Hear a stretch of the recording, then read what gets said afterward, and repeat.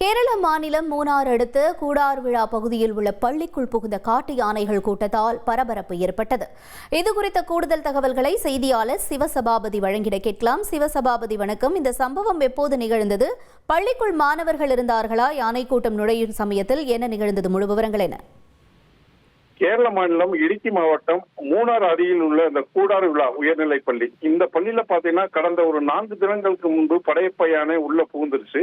இந்த யானையை பாத்தீங்கன்னா வனத்துறையினர் அங்கிருந்து அப்புறப்படுத்தினார்கள். தற்பொழுது பாத்தீங்கன்னா இந்த கூடார் விழா உயர்நிலை பள்ளியில 10ஆம் வகுப்பிற்கான பொது தேர்வு நடைபெற்றுக் கொண்டிருக்கிறது. இந்த பொது தேர்வு நடைபெறப்ப பாத்தீங்கன்னா இந்த யானையோட 2 காட்டானைகளும் குட்டி யானைகளும் பாத்தீங்கன்னா அந்த பள்ளி தேர்வு நடக்கிற அந்த விளையாட்டு மைதானத்துல அங்க நின்றுகிட்டு இருக்கு. இதனால பாத்தீங்கன்னா பரீட்சை எழுத போற மாணவ மாணவிகள் எல்லாமே ரொம்ப அச்சத்தோட இருக்காங்க.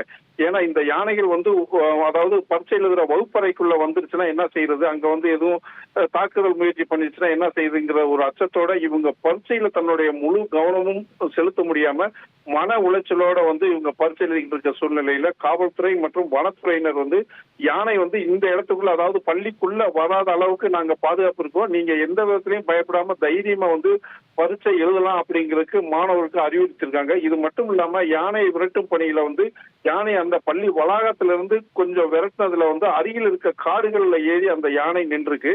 இந்த யானை மாணவர்களுக்கு எந்த ஒரு தொந்தரவும் செய்யாம இருக்கிற வண்ணம் தற்பொழுது பாத்தீங்கன்னா காவல்துறையினரும் வனத்துறையினரும் பாதுகாப்பு பணியில ஈடுபட்டு இருக்காங்க.